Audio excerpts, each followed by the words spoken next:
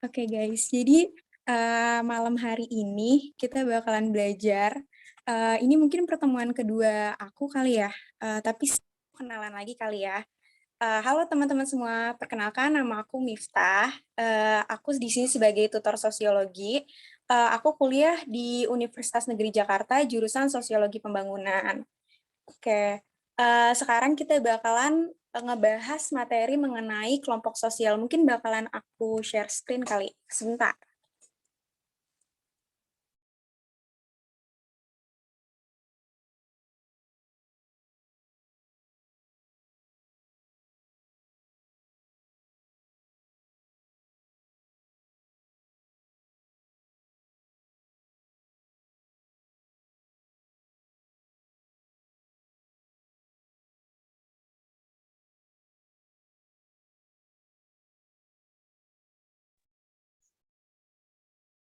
Cek. Oke teman-teman, gimana nih? Udah kelihatan belum?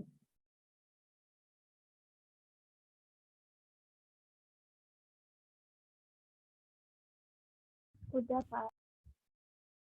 Oke. Ya, ini kalian udah pada siap belum untuk belajar sosiologi? Ya, Kak. Oke, mantap. Nah, pertemuan kali ini kita bakalan kita bakal ngebahas tentang kelompok sosial. Oke. Nih, dari teman-teman, kalau misalkan ngedengar kata kelompok sosial, apa sih yang kalian pikirin gitu?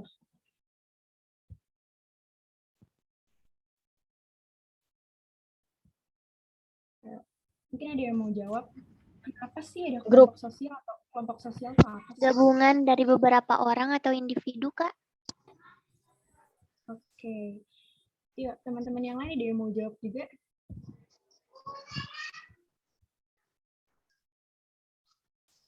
Atau kenapa sih ada kelompok sosial kayak gitu? Ada yang tahu nggak sih kenapa harus ada kelompok sosial? Emang kita harus berkelompok banget ya gitu?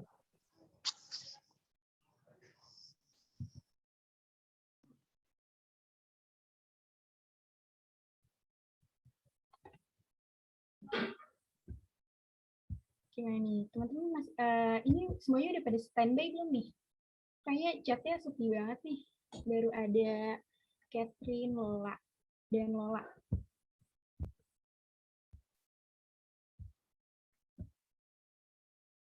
Ini yang lainnya udah pada standby belum nih?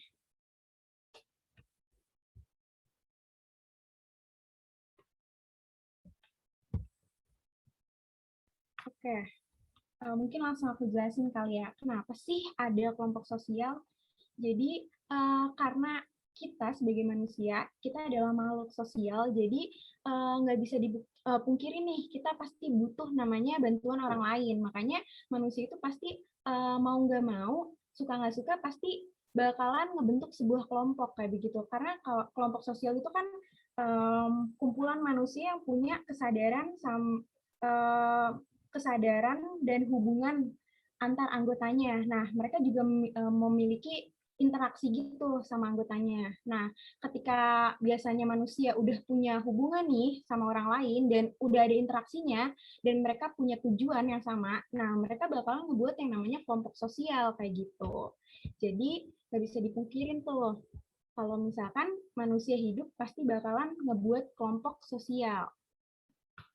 Nah, di sini bakalan aku jelasin definisi lengkapnya. Jadi, kelompok sosial itu merupakan sekumpulan manusia yang memiliki kesamaan ciri dan memiliki pola interaksi yang terorganisir secara berulang-ulang dan memiliki kesadaran bersama akan anggotanya. Jadi, kata kuncinya adalah mereka memiliki hubungan dan interaksi kayak gitu. Jadi, kelompok sosial itu pasti banget dia punya hubungan dan interaksi. Jadi ada kalau misalkan mereka nggak punya hubungan, cuman kayak berkelompok doang, itu nggak bisa disebut sebagai kelompok sosial. Kayak misalkan ibu-ibu yang ada di pasar, itu kan ramean tuh, itu berkelompok, itu kan udah disebut sekumpulan manusia. Tapi ibu-ibu yang di pasar itu kan rame kan ya, mereka nggak punya hubungan, mereka nggak ada interaksi, mereka cuma kayak punya tujuan ngebeli barang untuk kebutuhan mereka pribadi kayak gitu. Nah itu nggak disebut sebagai kelompok sosial, itu cuma kelompok manusia aja gitu, nggak ada sosialnya. Nah, kalau kelompok sosial itu pasti ada interaksinya, kayak gitu. Nah, untuk kelompok sosial ini ada syaratnya nih, jadi nggak sembarangan. Nah, ini ada menurut beberapa ahli ya, ini sebenarnya mirip-mirip kayak gitu antara menurut Sujono Sukanto dan menurut Robert Merton. Jadi kelompok sosial itu pasti ada hubungan timbal balik antara anggotanya. Hubungan timbal balik itu apa sih? Jadi hubungan timbal balik itu kayak ada hubungan nih, misalkan bisa aja kayak hubungan saling menguntungkan atau hubungan kayak misalkan kalian belajar bareng aja itu udah masuk ke hubungan timbal balik kayak gitu. Itu bisa kalian buat kelompok sosial. Jadi kayak kelompok ambis first gitu. Itu kan bisa tuh masuk karena kalian punya ada hubungan, ada interaksi dan punya tujuan yang sama juga tuh. Nah, adanya kesadaran sebagai anggota kelompok. Jadi, kalian yang masuk ke dalam kelompok sosial, kalian sadar tuh, kalian itu bagian dari kelompok itu, kayak gitu. Terus, selanjutnya itu ada struktur, kaidah, dan pola perilaku. Ini biasanya kalau sebuah kelompok itu ada struktur yang mengikatnya gini. Ini sebenarnya antara nomor 3, 4, 5 itu kayak saling berkaitan gitu. Struktur biasanya struktur itu kayak misalkan ada ketuanya, biasanya ketuanya tuh yang buat mengorganisir lah biar kelompoknya ini berjalan dengan sesuai dengan tujuan yang kalian buat di awal kayak gitu. Nah, itu tuh bisa jadi faktor pengikatnya kayak gitu. Cek cek cek, sorry. Suara aku sekarang udah jelas belum? Putus-putus, Kak. Oh, putus-putus. Suaranya kurang kenceng, Kak. Iya, putus-putus Oke, juga. sorry. Kalau suara aku kecil bilang ya, sebentar. Cek. Sekarang udah ada belum? Masih sama, Kak. Masih kecil, suaranya kurang kenceng. Samar-samar, Kak. Halo, cek. Jelas, Kak. Udah. Sekarang jelas ya? Oke, sorry ya. Ya, tadi headset aku bermasalah. Sebentar, laptopnya aku deketin dulu. Oke. Mungkin aku ulangin dari syaratnya kali ya. Langsung aja, Kak, ke struktur dan kaidah dan pola perilakunya.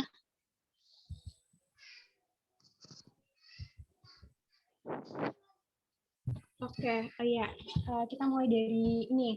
Tadi yang aku bilang, jadi struktur kaidah dan pola perilaku, ini tuh semuanya berkaitan nih antara struktur, faktor pengikat, dan sistem berporos. Jadi kalau misalkan struktur itu biasanya dalam satu kelompok ada struktur kepemimpinan atau struktur organisasinya. Mungkin ada ketuanya yang mengorganisasi kelompok itu biar kita sebagai anggota itu bisa terikat gitu. Jadi kayak kita terarah juga. Nah, bersistem dan berporos tuh biasanya tuh kayak kalian kalau misalkan masuk sebuah kelompok itu ada sistemnya. Mungkin kayak misalkan di pendaftaran kayak gitu biasanya kan kalian ngisi data awal atau apa kayak gitu buat masuk ke kelompok sosial itu ada kayak sistemnya. Sistem kelompok itu biasanya beda-beda kayak gitu. Nah, itu menurut Sujono Sukanto. Kalau menurut Robert sebenarnya mirip-mirip. Kalau di sini dia bilang memiliki pola interaksi. Jadi kayak kalau di sini hubungan timbal balik, kalau si Robert tuh yang penting ada pola interaksinya aja kayak gitu. Jadi saling berinteraksi kayak gitu. Terus pihak yang berinteraksi mendefinisikan dirinya sebagai anggota kelompok. Jadi ada pengakuan gitu. Kalau misalkan dia itu anggota dari kelompok tersebut. Nah, pihak yang berorientasi didefinisikan oleh orang lain sebagai anggota kelompok. Jadi orang yang sebagai anggota kelompok itu tuh nggak cuman kayak ngeklaim dirinya sebagai anggota kelompok, kayak nggak ngeklaim sendiri gitu. Jadi orang lain yang ngelihat dia juga, oh ini anggota dari kelompok A kayak gitu. Jadi nggak cuman dia doang yang ngerasa kalau dia itu anggota kelompok A kayak gitu. Kurang lebih kayak gini syarat-syarat dari kelompok sosial. Kita next kali ya. Tipenya ada tipenya ada banyak nih. Iya, oke. Cukup nggak tuh? Oke, cukup ya. Ini aku kecilin dikit tuh.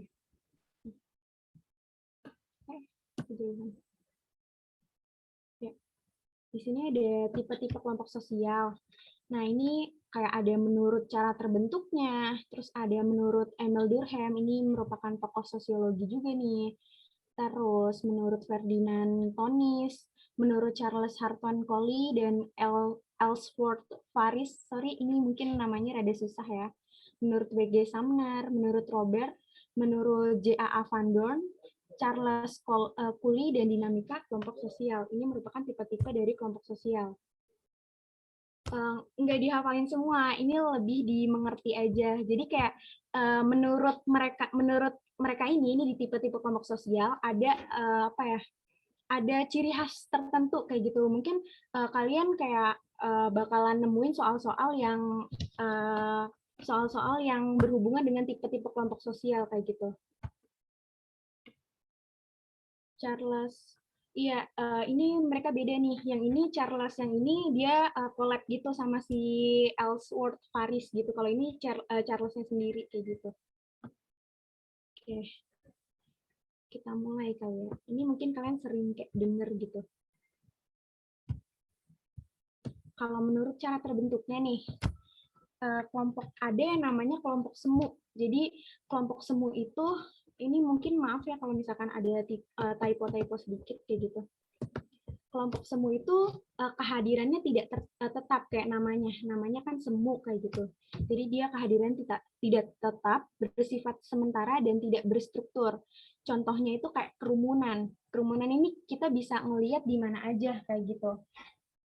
Kayak kalian kalau jalan ke halte atau ke pasar kemana aja kayak gitu, itu kalian bakal nemu namanya kerumunan atau crowd. Nah, kerumunan ini merupakan kelompok individu yang berkumpul secara fisik dan sementara, serta tidak direncanakan. Jadi kayak kalian nggak yang janjian dulu sama teman kalian untuk ngebuat sebuah kerumunan. Kerumunan itu ya terjadi secara tidak terencana. Kalian ke pasar terus tiba-tiba rame, nah itu namanya kerumunan kayak gitu. Nah, kerumunan ini ada banyak nih jenisnya, sampai G ya. Jadi yang pertama itu ada kerumunan formal audience. Jadi formal audience itu biasanya kerumunan dengan pusat perhatian yang sama. Jadi kayak mereka tuh perhatiannya ke satu titik aja. Contohnya kayak misalkan kalian lagi nonton bioskop kayak gitu.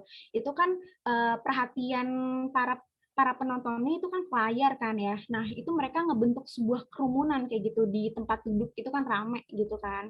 Nah, itu masuk ke formal audience karena mereka itu bersifat pasif, jadi kayak cuman punya satu pusat perhatian aja kayak gitu. Yang kedua ada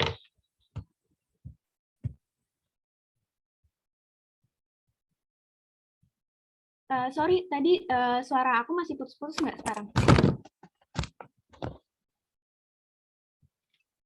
Enggak kok, Kak. Oh enggak, oke. Kalau putus-putus bilang aja ya. Oke. Yang kedua itu ada plan audience. Sorry, kayaknya ini harusnya plan expressive group. Ini kayaknya aku ngetiknya kurang fokus malah ke atas gitu ya. Ini harusnya plan expressive group. Ini merupakan kerumunan dengan tujuan yang sama. Nah, biasanya mereka itu aktif dan ekspresif. Misalnya kayak kerumunan orang yang berpesta. Nah, kalau plan ini biasanya ini udah terencana gitu. Jadi kayak nggak ujuk-ujuk tiba-tiba ada kayak gitu. Nah, ini biasanya kayak diundang kayak gitu kan, ini pesta kan, plan gitu. Terus ada juga panic group. Panic group ini merupakan kerumunan panik yang biasanya menyelamatkan diri dari bahaya. Jadi ini tuh kerumunan yang tidak tersengaja. Kalau misalkan tiba-tiba ada apa sih namanya kejadian yang tidak terduga kayak misalkan gempa gitu di mall kayak gitu kan, berarti nanti orang-orangnya bakalan berkerumun di satu tempat, biasanya ada titik kumpul. Nah, itu masuknya ke kerumunan panic group kayak gitu.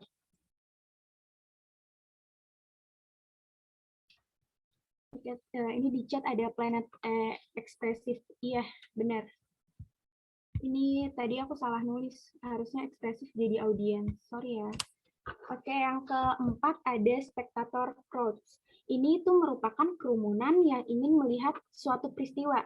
Misalnya, kayak misalkan peristiwa kecelakaan kali ya. Kayak gitu. Itu kan sebuah peristiwa atau kecelakaan, kejadian kayak gitu. Biasanya kalau misalkan ada orang yang kecelakaan kayak gitu kan orang-orang pada berkumpul kayak gitu untuk melihat, untuk menyelamatkan korbannya atau untuk sekedar memberikan informasi kayak gitu. Kalau di jalan ini ada kecelakaan. Nah, ini tuh masuk ke spectator crowds kayak gitu. Jadi mereka datang untuk melihat suatu peristiwa. Terus yang selanjutnya ada inconvenience causal crowds. Ini merupakan kerumunan yang tidak menyenangkan. Nah, biasanya ada orang lain, biasanya tuh kayak kerumunan yang terjadi kayak misalkan ada halangan kayak kalian lagi ngantri gitu. Ini kan tidak menyenangkan kayak halangannya kayak rame banget gitu kan. Jadi kalian nggak bisa naik ke dalam kereta kayak gitu, ngantri masuk kereta kayak gitu. Itu masuk ke inconvenience causal crowds gitu. Kerumunan yang tidak menyenangkan. Terus selanjutnya ada acting mobs atau lawless crowds. Ini merupakan kerumunan yang melawan norma karena suatu tujuan yang ingin dicapai. Jadi biasanya mereka itu contoh kerumunannya kayak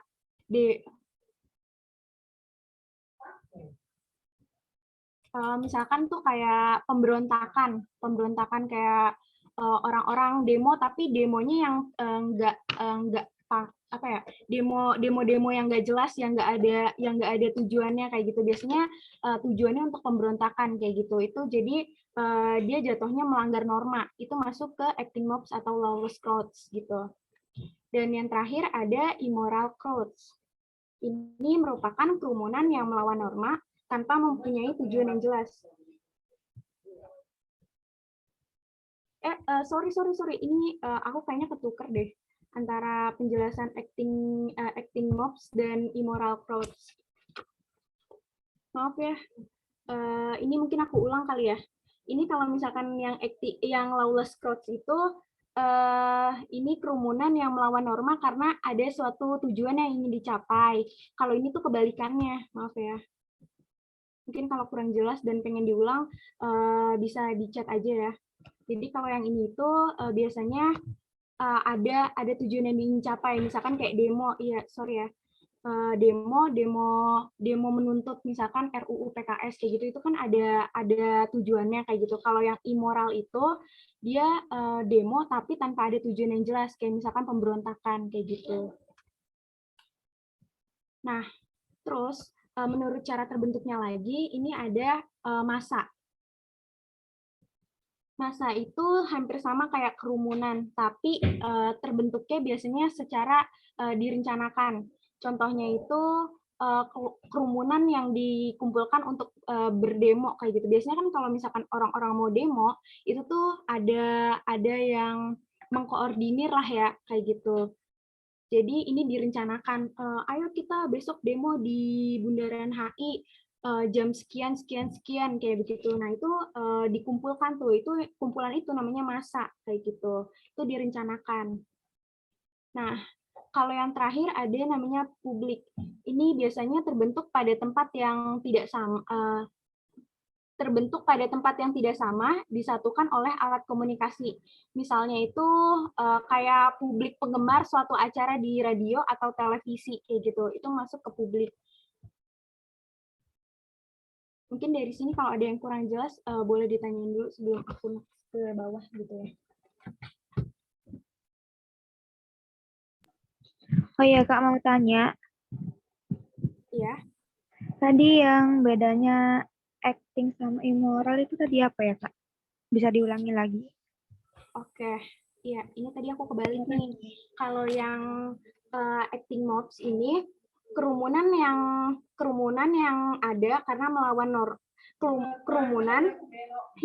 norma karena suatu tujuan yang ingin dicapai. Jadi mereka itu berkerumun biasanya karena ada suatu tujuan yang dicapai melawan norma. Misalnya kayak mereka demo menuntut sesuatu kayak gitu, ada tujuannya. Nah, sedangkan kalau immoral crowds itu, ini kerumunan yang melawan norma tanpa mempunyai tujuan yang jelas. Jadi kayak ya udah kumpul-kumpul aja. Misalkan kayak tawuran itu masuk ke immoral crowds kayak gitu. Jadi kayak kumpul-kumpul membuat kerumunan tapi kayak nggak ada tujuannya kayak bingung kan kayak ngapain mereka kayak gitu. nggak ada tujuan yang jelas kayak gitu. Kak, yang poin E boleh minta tolong dijelasin lagi nggak? Soalnya tadi jaringannya agak putus-putus di sini. Oke, poin E yang inconvenience causal crowds ya. Ini kerumunan yang tidak menyenangkan. Biasanya tuh kayak adanya orang lain yang kayak menjadi halangan kayak gitu. Misalkan kalian kalau lagi ngantri kayak gitu, ngantri masuk ke tempat wisata kayak gitu kan depan kalian tuh banyak orang kayak gitu. Itu kan masuk ke kerumunan, tapi kalian merasa tidak menyenangkan karena harusnya kalian bisa jalan langsung masuk, tapi ada kerumunan di depan kalian, jadi kalian nggak bisa masuk kayak gitu. Itu masuk ke inconvenience causal crowds kayak gitu.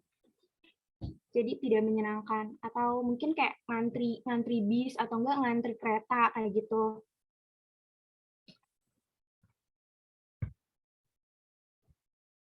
Spektator. Spektator crowds itu kerumunan yang ingin melihat suatu peristiwa. Jadi kalau misalkan ada peristiwa kebakaran kayak begitu, biasanya kan orang-orang ngumpul. Nah, orang-orang yang ngumpul itu masuk ke spektator crowds kayak gitu.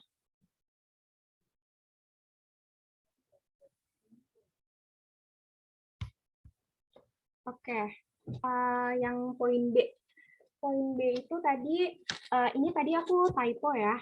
Yang benar itu, bukan typo, sebenarnya lebih ke salah nulis ya.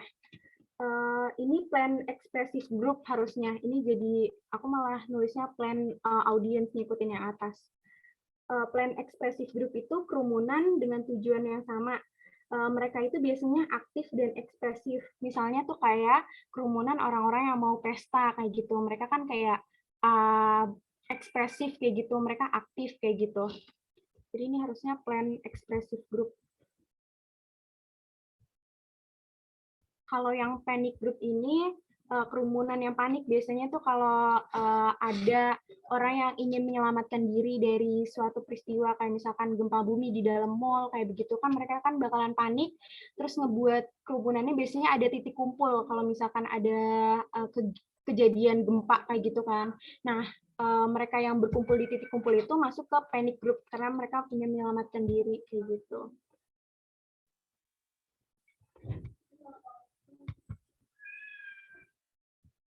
Spectator crowds ini contohnya itu tadi aku ngebuatnya kayak peristiwa kebakaran atau enggak peristiwa kecelakaan kayak gitu. Jadi orang-orang yang di sekitaran peristiwa kebakaran atau kecelakaan itu yang ngelihat itu masuk ke spectator crowds karena mereka ingin melihat suatu peristiwa. Iya, kayak gitu.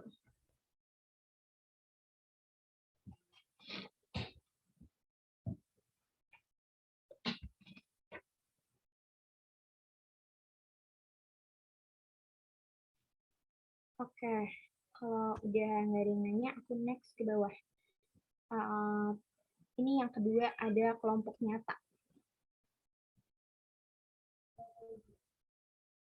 Nah, kalau tadi kan ada kelompok semu. Nah, kalau yang ini kelompok nyata. Kelompok nyata ini memiliki bentuk yang berbeda-beda. Kalau ciri utama kelompok nyata itu kehadirannya bersifat tetap. Kalau yang semu tadi dia kehadirannya tidak tetap. Kalau misalkan yang nyata ini kehadirannya bersifat tetap kayak gitu. Oke, ini di pertanyaan. Kalau nonton konser masuk ke spectator crowds nggak? Enggak. Kalau spectator crowds itu lebih ke peristiwa apa ya? Peristiwa kayak misalkan mungkin bisa kerumunan yang melihat kecelakaan atau apa tadi kebakaran. Kalau misalkan konser itu lebih ke planet expressive group yang kedua. Kalau formal itu dia meskipun pusat perhatiannya sama, biasanya kalau yang formal itu sifatnya pasif. Jadi orang-orang yang nontonnya itu pasif kayak gitu. Iya, kalau nonton bola, konser kayak begitu itu masih ke plan.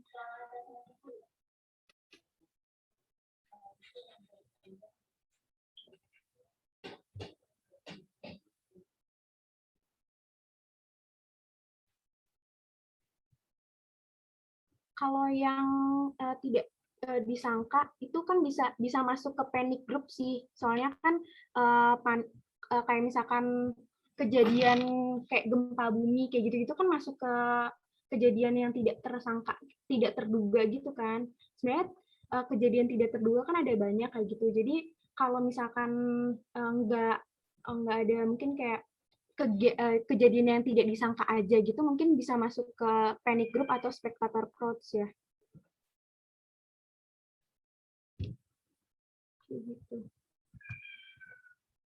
Ya, oke. Kita next ke yang kedua. Ada kelompok nyata. Nah, tadi kelompok nyata itu cirinya itu kehadirannya bersifat tetap. Beda sama yang semu. Kalau semu itu tidak tetap, kalau nyata itu tetap. Nah, kelompok nyata itu dibedakan menjadi 4. Ada statistik, kemasyarakatan, kelompok sosial, dan kelompok asosiasi. Nah, kalau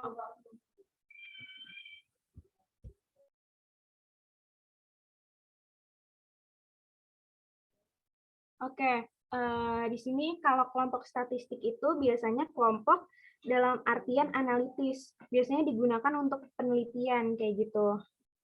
Nah, kalau kelompok kemasyarakatan ini biasanya kelompok yang memiliki persamaan kepentingan di antara para anggotanya. Kayak misalkan bisa juga kayak ormas kayak gitu kan ada kepentingan nih di antara para anggotanya. Terus ada juga kelompok sosial. Kelompok sosial itu kelompok masyarakat karena adanya ikatan kayak gitu, bisa ikatan pekerjaan, ikatan usia, jenis kelamin dan lain-lain kayak gitu. Jadi lebih mengkerucut kayak gitu. Yang terakhir ada kelompok asosiasi. Kalau kelompok asosiasi ini kelompok organisasi yang memiliki bentuk dan struktur yang tetap kayak gitu.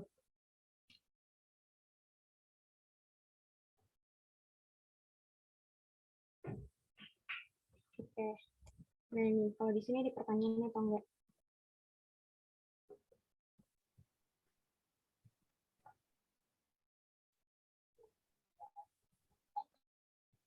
Oke. Kalau nggak ada pertanyaan, mungkin aku next kali ya. Nah, ada tipe-tipe kelompok sosial menurut Durkheim. Oke, di sini dicat. Contoh kelompok asosiasi.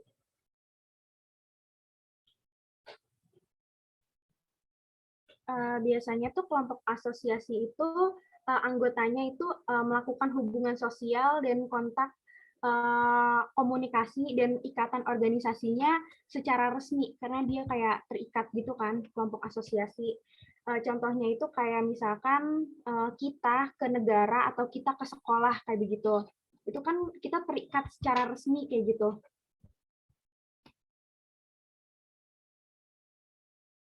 Jadi ikatannya itu resmi.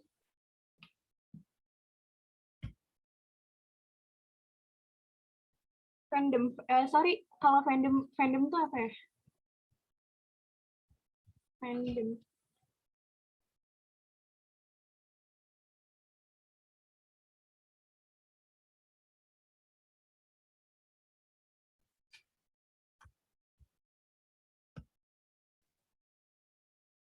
Apa nih? Kelompok sosial.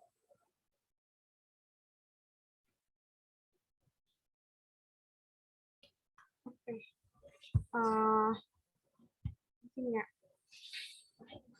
Kelompok sosial ini tadi kelompok masyarakat karena ikatan itu bisa pekerjaan, usia, jenis kelamin dan lain-lain. Kayak misalkan kelompok sosial kalau pekerjaan misalkan akuntan kayak gitu. Jadi lebih mengkerucut kayak gitu.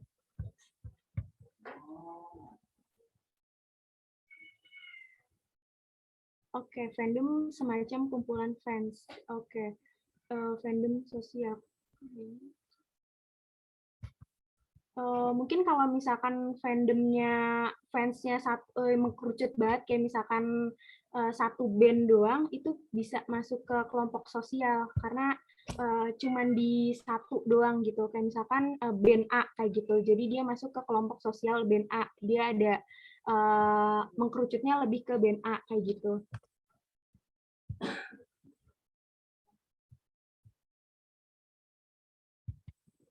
Oke, next. Menurut Emil Durkheim, ini ada tokoh sosiologi namanya Emil Durkheim. Mungkin kalian udah sering mendengar namanya. Kalau menurut dia, tipe kelompok sosial itu ada dua. Ada tipe solidaritas mekanik dan ada tipe solidaritas organik. Kalau misalkan solidaritas mekanik itu biasanya ciri masyarakatnya masih sederhana dan belum mengenal pembagian kerja. Jadi biasanya itu masyarakatnya diikat oleh kesadaran kolektif kayak gitu. Nggak yang kayak diplot-plotin. Misalkan si Bambang kerjaannya suruh ngegosok kayak begitu, enggak, tapi lebih ke kesadaran diri aja kayak gitu.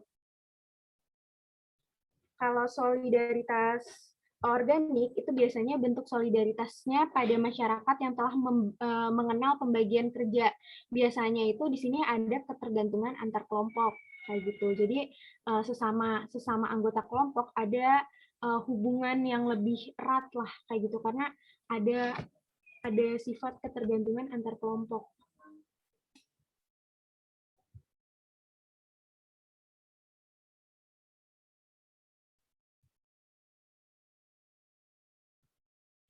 Kayak gitu.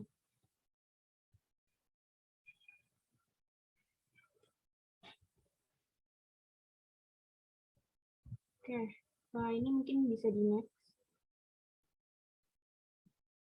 Ya, ini mungkin kalian sering mendengar Gemeinschaft dan Gesellschaft kayak gitu. Ini menurut Ferdinand Tönnies kayak gitu. Gemeinschaft itu nama lain dari paguyuban.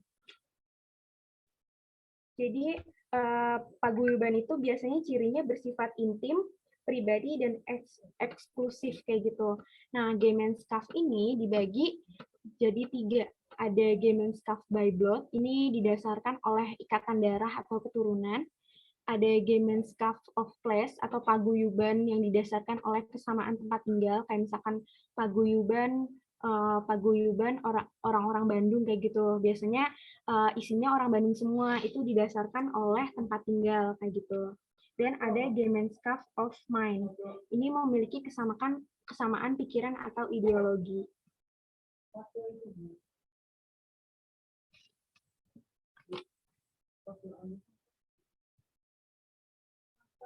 Kayak gitu. Oke, di sini ada pertanyaan.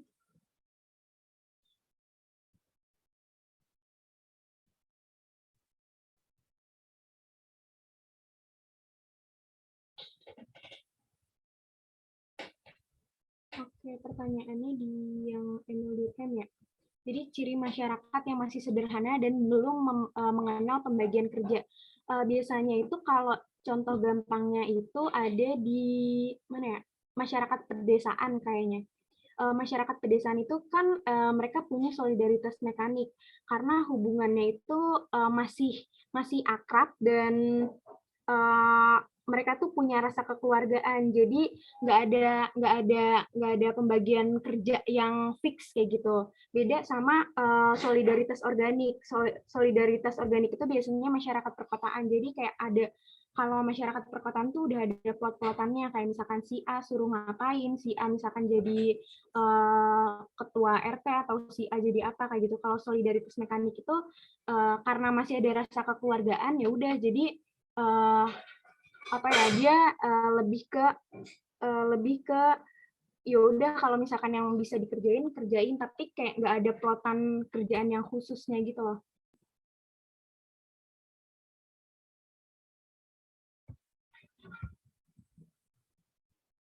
Ya, oke.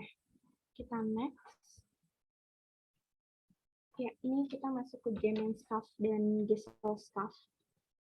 Tadi Gemeinschaft itu merupakan paguyuban dan Gesellschaft itu patembayan. Oke, paguyuban itu cirinya bersifat intim, pribadi, dan eksklusif kayak gitu. Biasanya paguyuban tuh kayak perkumpulan yang didasarkan kayak kayak misalkan gini, Gemeinschaft by Blood. Ini didasarkan pada ikatan darah atau keturunan, kayak misalkan paguyuban keluarga Ferdinand kayak gitu. Jadi itu ya udah yang ada di dalam paguyuban keluarga Ferdinand itu ya udah yang punya ikatan darah sama si Ferdinand kayak gitu. Terus Gemeinschaft of Place ini didasarkan oleh kesamaan tempat tinggal. Berarti paguyuban orang-orang Bandung itu isinya pasti orang Bandung semua, nggak mungkin ada orang Bogor karena ini itu bersifat intim, pribadi, dan eksklusif. Jadi kayak orang Bogor atau orang Jakarta nggak boleh masuk ke dalam paguyuban orang Bandung itu karena ada sifat ini nih, ada sifat 3 ini kayak gitu.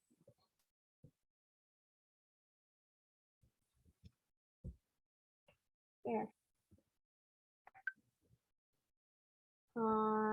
Kita ke Gesellschaft. Gesellschaft itu cirinya bersifat sementara atau kontraktual. Ini berdasarkan kepentingan, bersifat formal, dan inklusif. Contohnya itu kayak ikatan pekerja atau profesi kayak ikatan buruh, ikatan dokter, atau ikatan apa ya? Ada namanya IDI kan, Ikatan Dokter Indonesia gitu.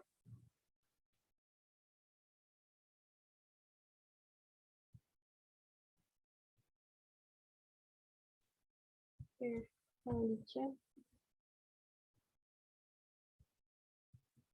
eksklusif itu lebih kayak khusus, bisa dibilang kayak khusus gitu kali ya. Cirinya bersifat intim, pribadi, dan eksklusif. Eksklusif itu biasanya kayak udah bisanya cuma sama misalkan kayak by place Bandung, ya udah khusus Bandung aja gitu, eksklusif, cuman boleh ke dia doang. Mungkin bahasa Indonesianya khusus kali ya, cirinya bersifat khusus gitu.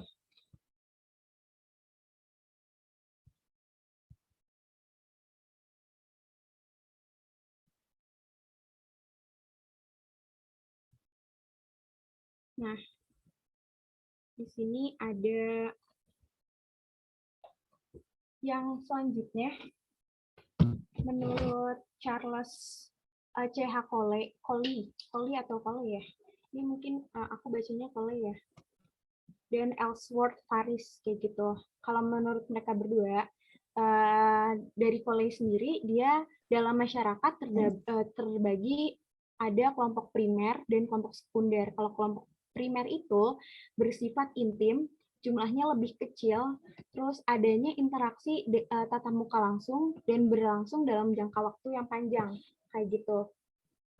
Contohnya itu kayak keluarga.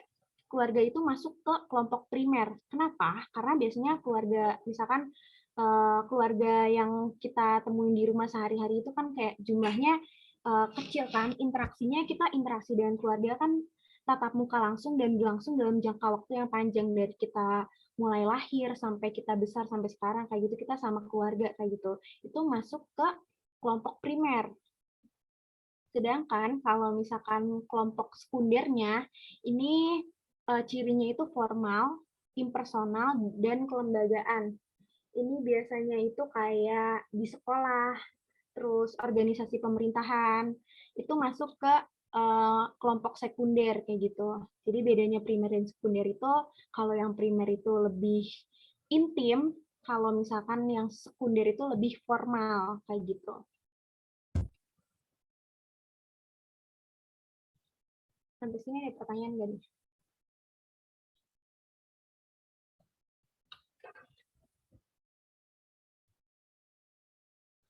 Oke, kalau nggak ada pertanyaan, aku next ke bawah ya.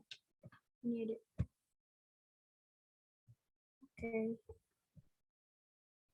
Ya, kita next.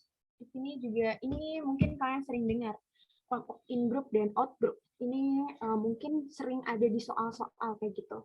Ini tuh menurut W.G. Sumner. Nah, kalau kelompok in-group itu kelompok sosial yang anggotanya mengidentifikasikan dirinya dengan kelompoknya. Cirinya itu adalah adanya kerjasama, persahabatan, keteraturan, dan kedamaian. Jadi kelompok ini tuh biasanya punya rasa solidaritas yang tinggi dan mengarah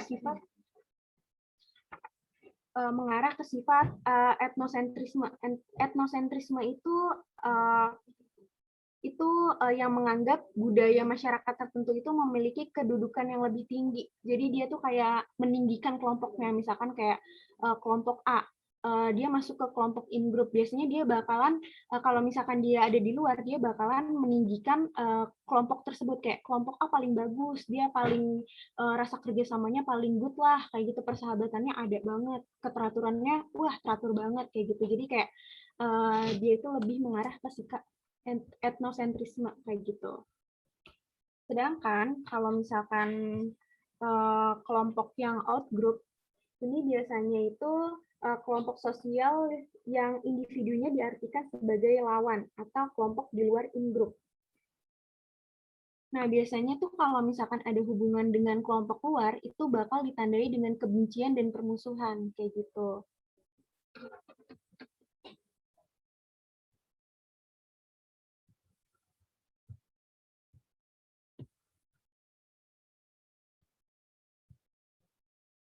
Oke, di sini ada pertanyaan mungkin dari teman-teman.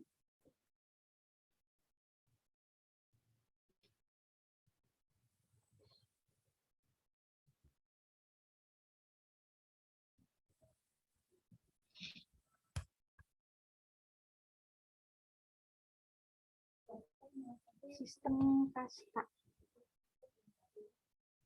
Kalau in-group itu, kalau kasta itu kan lebih ke apa ya? Lebih ke ada namanya bukan ke kelompok sosial sih, itu lebih ke struktur ya. Kalau kasta tuh. Iya, stratifikasi, sorry.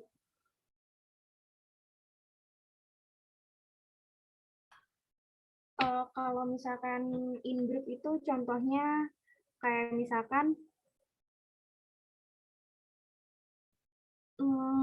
gini, kalian misalkan kalian misalkan di kelompok tadi misalkan fandom yang biasanya aku lihat di Twitter itu kayak fandom K-pop gitu, dia mungkin fandom A, dia bakalan kayak membaguskan kayak oh yang A ini dia bagus banget, suaranya bagus, semuanya bagus kayak begitu. Jadi dia kayak lebih ke meninggikan budayanya dari satu apa ya keduduk. Jadi kayak masyarakat kalau etnosentrisme itu menganggap budaya masyarakat yang dia percayain itu memiliki kedudukan yang lebih tinggi dibandingkan kedudukan kebudayaan masyarakat lain kayak gitu.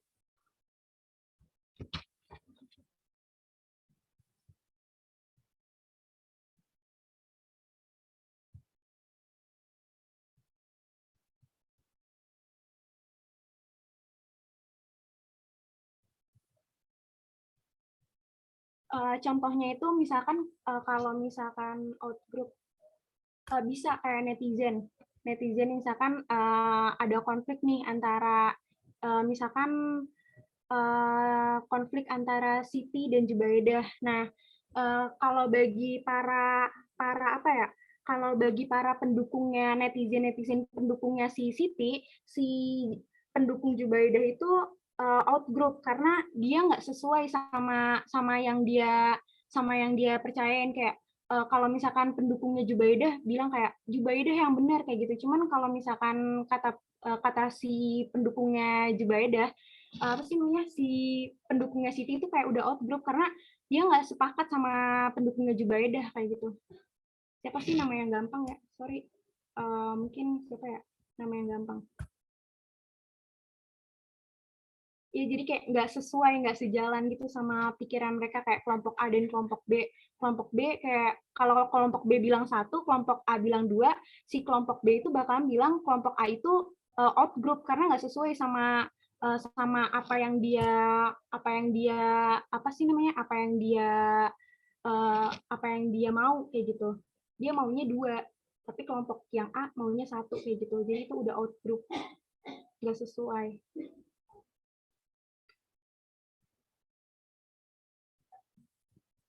Oke, mungkin kita next kali ya.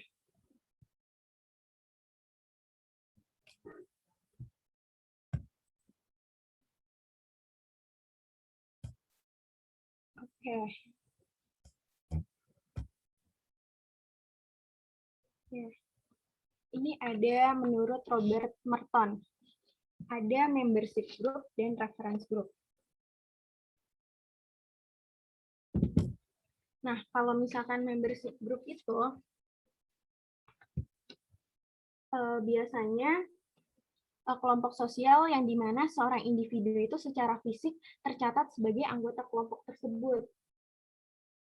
Jadi kayak ada apa ya? Ada kartu membernya gitu. Biasanya ada bukti fisiknya. Kayak misalkan kalian daftar di klub sepak bola. Nah, terus kalian dapat ID card tuh, itu masuk ke membership group karena kalian ada bukti fisiknya dan kalian tercatat secara resmi kalian anggota dari klub sepak bola kayak gitu. Sedangkan kalau reference group itu kelompok sosial yang biasanya jadi acuan bagi seorang individu yang secara fisik itu bukan anggota kelompok tersebut. Misalkan di sini aku kasih contoh orang yang pengen jadi aparat negara, tapi dia tuh gagal karena tidak memenuhi persyaratan yang ada. Maka selanjutnya orang itu tuh karena gagal gitu, dia bakalan kayak mengikuti cara berpakaian atau cara perilakunya aparat negara kayak gitu. Dan dia tuh kayak mengidentifikasi dirinya sebagai aparat negara kayak gitu.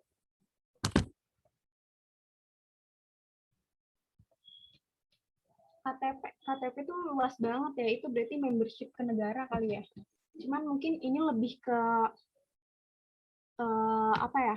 Lebih ke membership group, lebih ke kelompok sosial yang lebih kecil kayak gitu.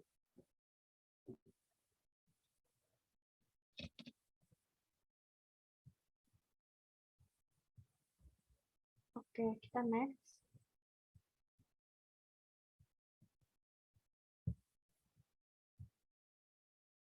OSIS. OSIS masuk ke membership group. Biasanya OSIS itu kan ada kartu OSIS gitu nggak sih? Kalau di sekolah aku biasanya ada kartu tanda anggota ya, namanya KTA gitu, KTA OSIS itu bisa masuk ke membership group karena ada buktinya secara fisik gitu. Jadi secara fisik dia tercatat sebagai anggota kelompok tersebut. Bisa masuk ke membership group.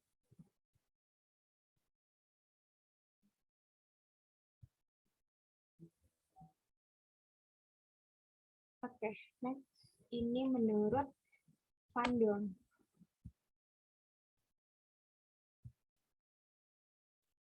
Kalau menurut Van Dorn, ini Dorn, susah ya sebutnya, J.A.A. Van Dorn. Dia itu, menurut dia, tipe kelompok sosial ada dua, ada kelompok formal dan informal kayak gitu. Kalau yang formalnya itu, dia biasanya punya peraturan yang tegas dan memiliki struktur organisasi. Sedangkan kalau yang informalnya itu biasanya dia nggak ada struktur dan nggak ada peraturan yang tegas kayak gitu. Contohnya kalau kelompok formal itu biasanya kalau misalkan kalian masuk ke organisasi kayak OSIS kayak gitu, itu kan ada peraturan yang tegas gitu kan. Kalau misalkan kalian nggak ikutan rapat gitu, ada sanksinya kayak gitu. Misalkan sanksinya teguran ringan, teguran berat dan lain-lain kayak gitu. Terus di OSIS juga ada struktur organisasinya kayak ada ketua, sekretaris, wakil, bendahara dan lain-lain. Nah, sedangkan kalau misalkan yang informalnya itu biasanya karena dia nggak ada struktur organisasi yang jelas dan nggak ada peraturan yang tegas, contohnya tuh kayak geng kalian misalkan sama teman-teman kalian, sama namanya misalkan geng 4 elang gitu, 5 elang gitu, itu kan kayak yaudah itu kalian yang namain sendiri, terus nggak ada strukturnya, nggak ada leadernya kayak gitu, nggak ada peraturan kalau misalkan nggak ikut nongkrong ada hukuman atau enggak kayak gitu, itu masuk ke kelompok informal yang geng-gengan gitu.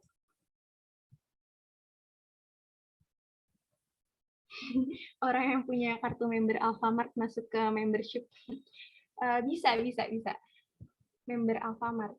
Member pelanggan ya.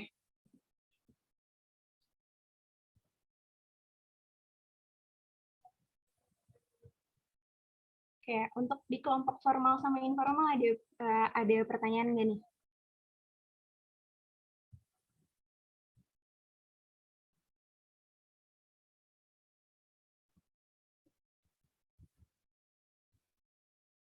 Aman, oke. Kalau aman, kita masuk ke ini. sebenarnya ini sama aja nih si Charles yang tadi. Cuman kalau yang tadi itu dia lebih ke barengan sama si siapa tadi namanya Faris. Kalau ini menurut pendapat dia sendiri. Ada primer dan sekunder kayak gitu. Kalau yang primer itu sedikit hubungannya dan saling mengenal. Kalau misalkan sekunder itu jumlah anggotanya banyak dan bersifat formal. Oke, kita langsung aja masuk ke dinamika sosial kali ya. Nah, kalau misalkan dinamika sosial ini merupakan karena masyarakat itu kan selalu berubah seiring perjalanan waktu, ini sama aja kayak kelompok sosial, dia juga bakalan terus mengalami perkembangan. Maka dari itu, di dalam masyarakat bakal muncul perkembangan kelompok-kelompok sosial. Ini contohnya namanya dinamika sosial. Jadi biasanya dinamika kelompok sosial itu dipengaruhi oleh dua faktor. Ada faktor pendorong dan faktor penghambat. Nah, kalau misalkan faktor pendorongnya itu biasanya pergantian anggota kelompok. Nah, kalau misalkan adanya pergantian anggota kelompok kan pasti bakalan ada namanya regenerasi.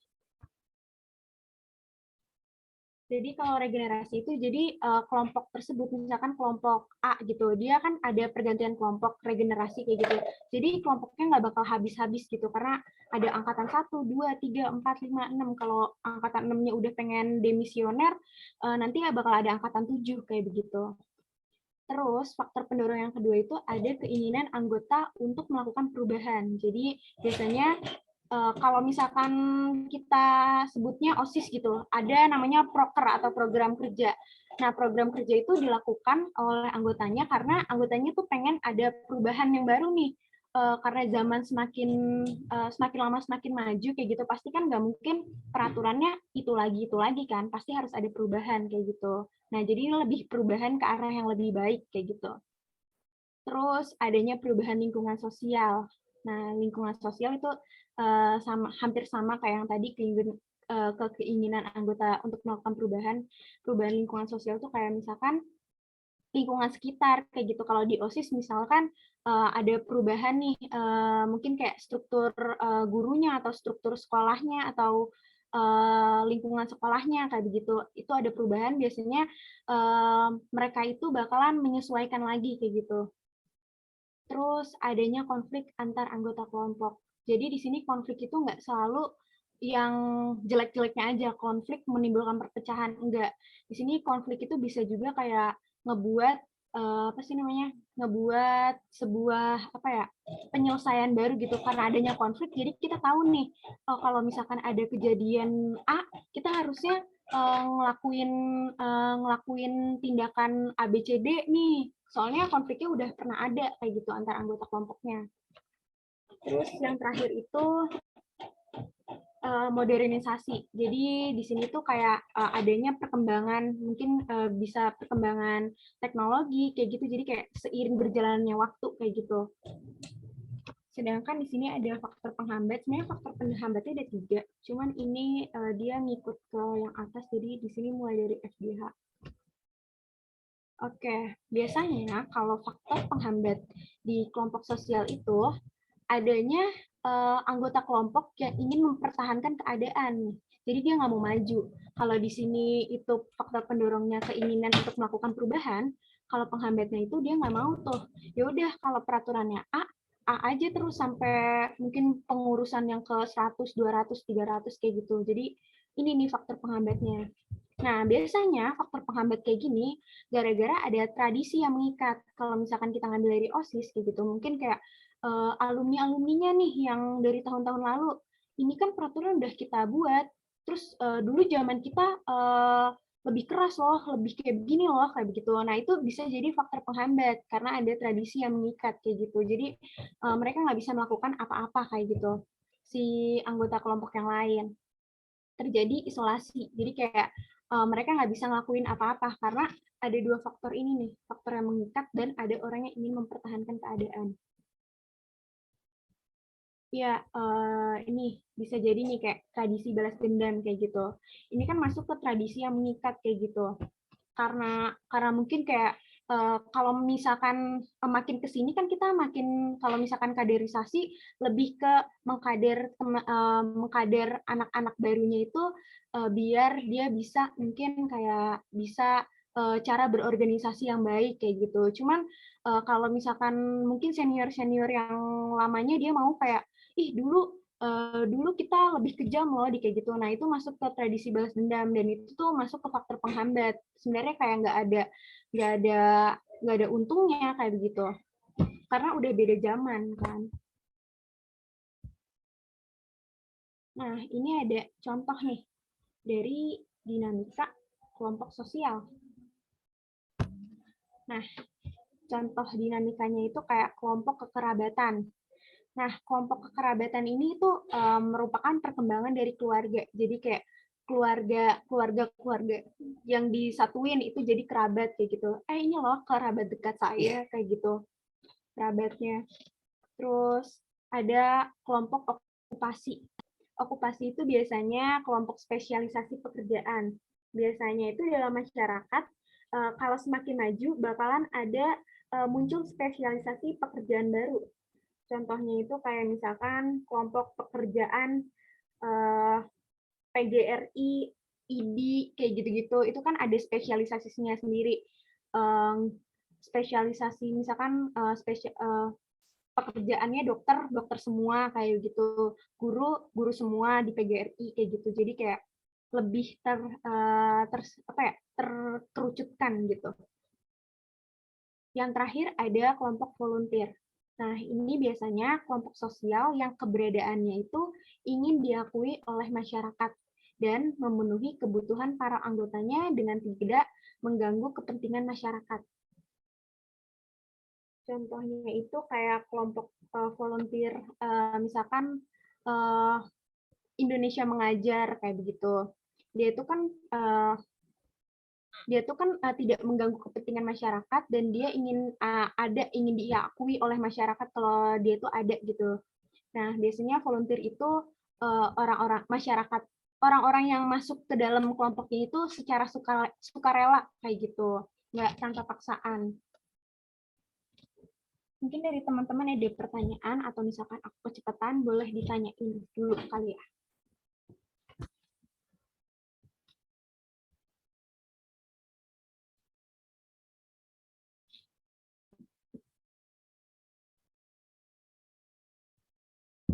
Ayo, sebelum kita masuk ke latihan soal, mungkin dari teman-teman semua mau nanya nih dari awal atau ada yang mungkin kelewat atau apa gitu.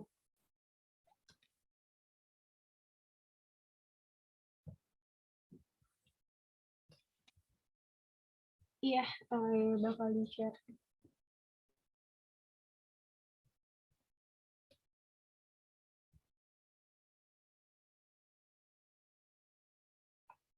Nonton bola. Oke.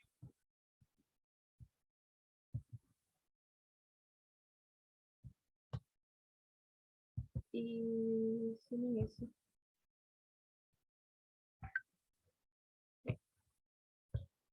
Nonton bola itu masuk ke plan ekspresif group.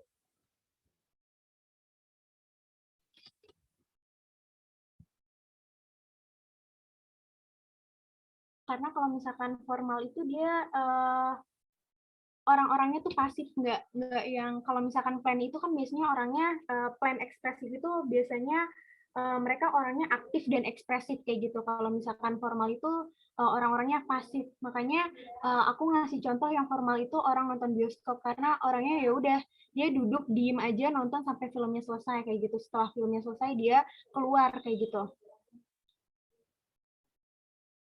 Sedangkan kalau plan ekspresif group itu biasanya orangnya aktif dan ekspresif, kayak misalkan kerumunan orang yang lagi pesta atau enggak lagi konser atau nonton bola itu masuk ke plan kayak gitu.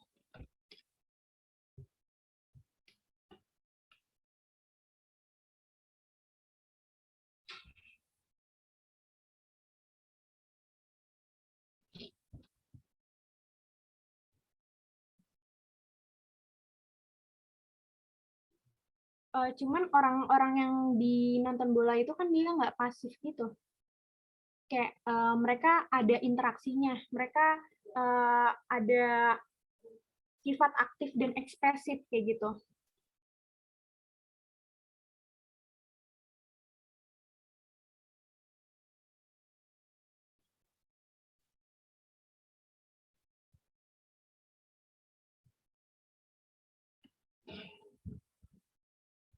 Oke, mungkin ada teman-teman ada pertanyaan lagi sebelum kita menuju ke contoh soal.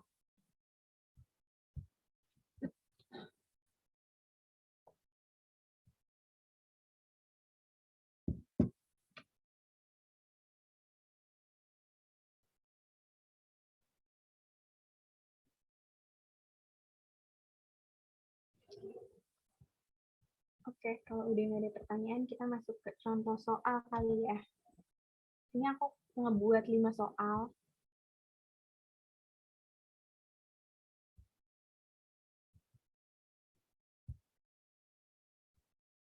Ya. Nah, di sini sekelompok manusia yang disatukan atas dasar ikatan profesi yang sama, hubungan sosialnya bersifat kontraktual dan memiliki kepentingan atau tujuan tertentu yang bersifat sementara. Ya. Dia selkaf, Kak. Oke, baru satu. Ini pertanyaannya gampang nih.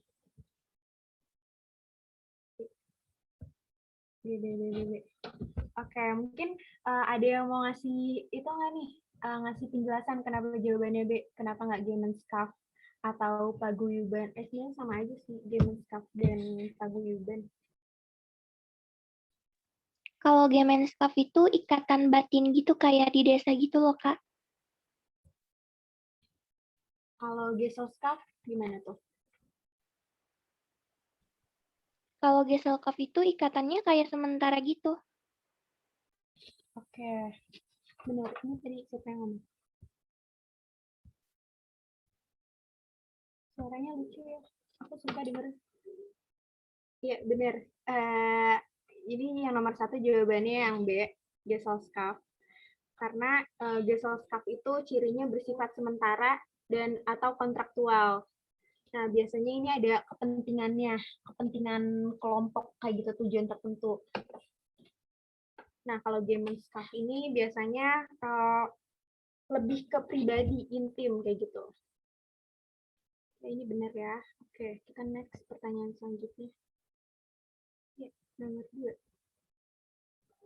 Dalam masyarakat majemuk, tadi etnosentrisme udah aku mention ya, kelompok yang sangat kuat kepada etiknya memberikan dampak timbulnya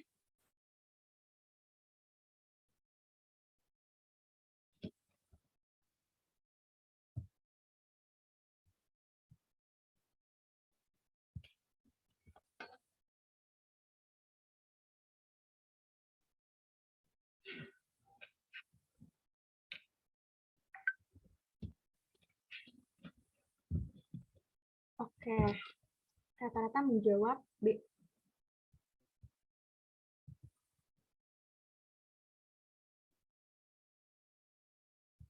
Iya, mungkin ada yang mau ngejelasin kenapa B nih.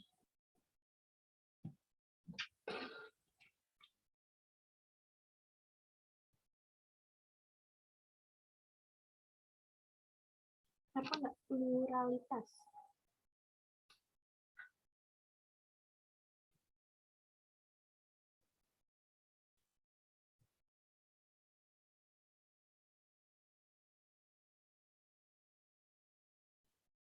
Oke, di sini aku jawab ya. Ini ya benar B, keeksklusifan, karena etnosentrisme itu menganggap kelompok etniknya lebih unggul, jadi kayak dia ngerasa eksklusif. Kalau kenapa nggak adaptasi plural dan lain-lainnya, karena di sini udah dijelasin kayak ini udah kayak mengkerucut banget ke etnosentrisme gitu kan. Etnosentrisme kan kayak udah meninggikan budayanya sendiri gitu kan. Kayak ini benar B. Kita next. Fenomena seorang remaja yang tidak bisa menolak pengaruh teman kelompoknya dalam sosiologi disebut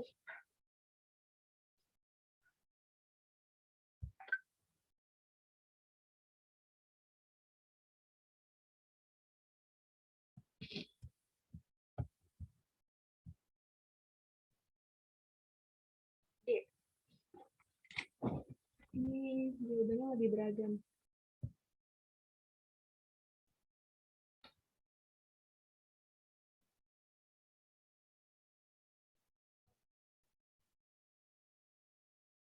Oke, mungkin yang lain ada jawaban slide.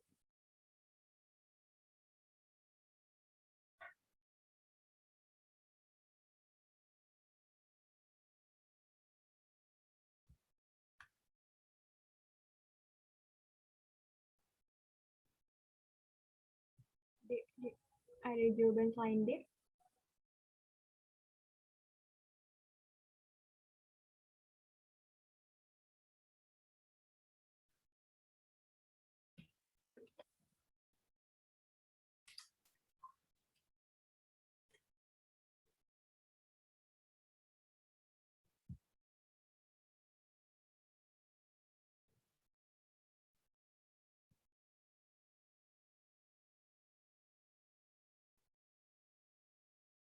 Oke, jawabannya in group.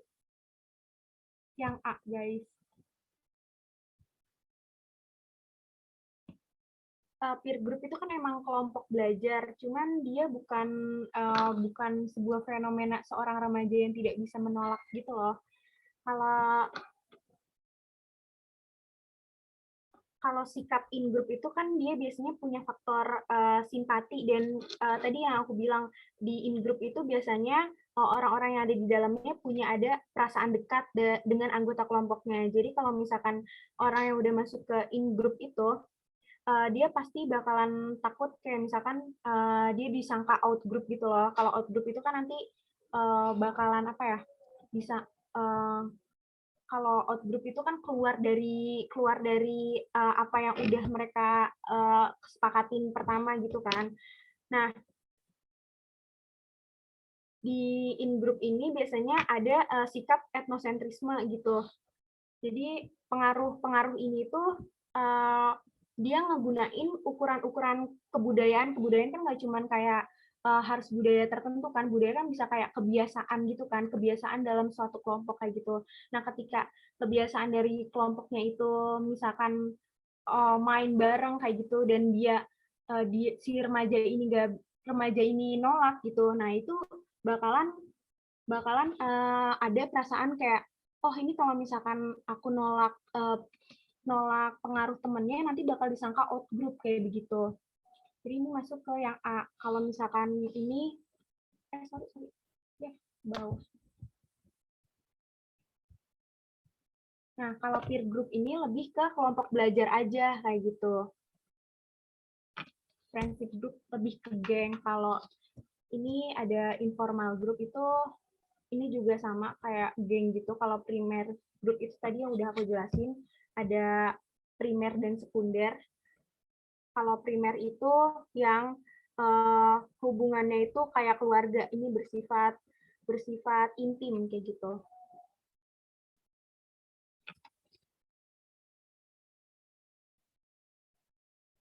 Oke, kita next. Nah, ini pertanyaan sebab akibat.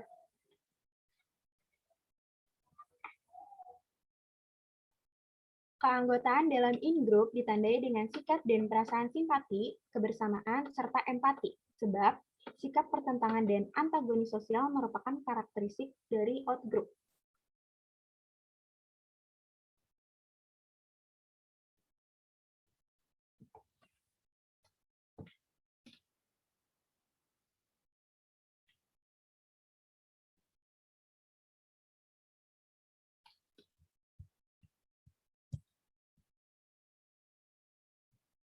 Oke.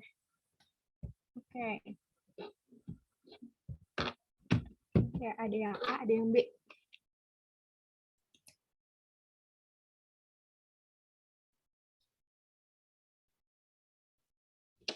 Oke, yang lain ditunggu nih.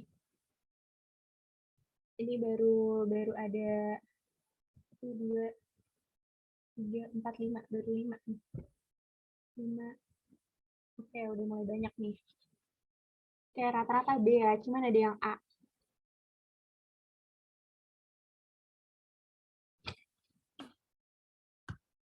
Mungkin yang B, kenapa mereka tidak berhubungan nih? Mungkin ada yang mau jelasin kenapa yang pernyataan 1 dan pernyataan 2 itu tidak berhubungan?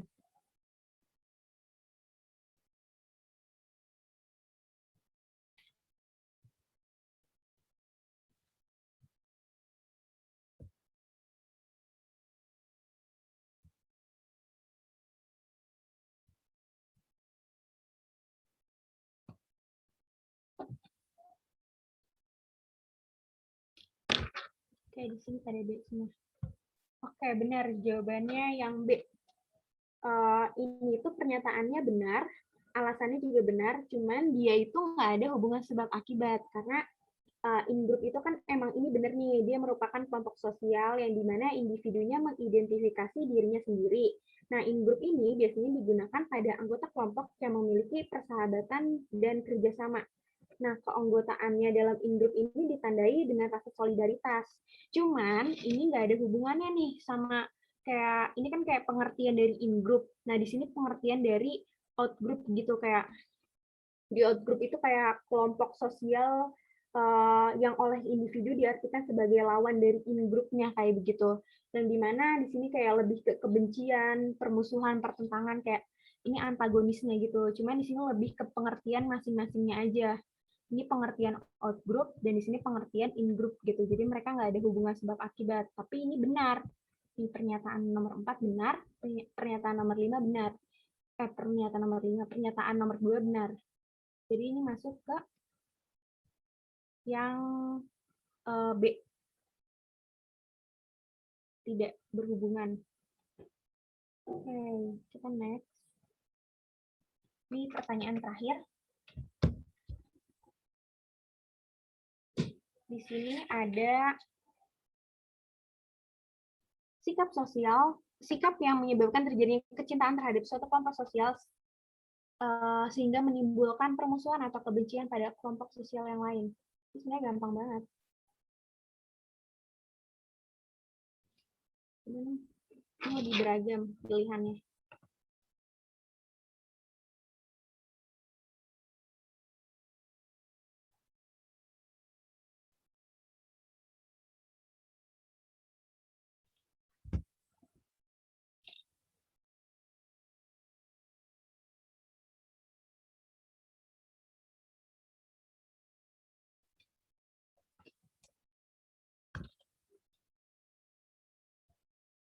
Oke, ini gampang banget sih. Iya, makanya. Pasti iya, benar. Oke, benar. Nah, kalau ini tuh primer dan sekunder group. Kalau Western Well sama Western Well ini biasanya bentuk kemauan apa ya? Yang dituju gitu, kayak yang udah ada tujuannya gitu. Kalau Kurzweil itu merupakan kemauan yang dipimpin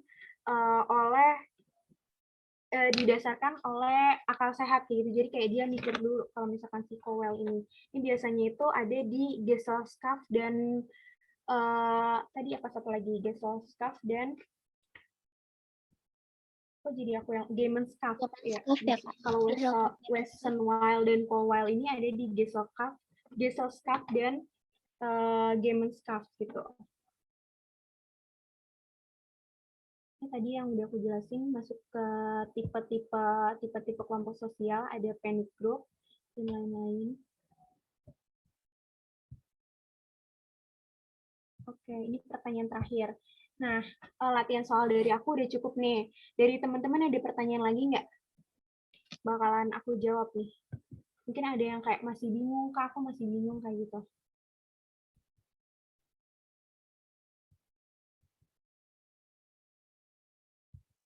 Secara keseluruhan.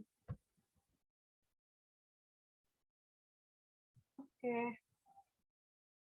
Kalau udah nggak ada, dari aku cukup nih untuk kelompok sosial. Mungkin kita bakal ketemu lagi di pertemuan berikutnya di sosiologi atau di sejarah. Ini aku stop sharing ya.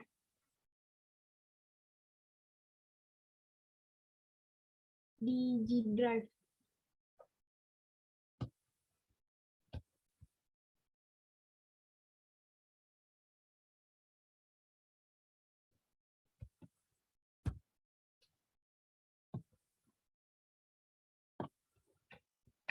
Oke.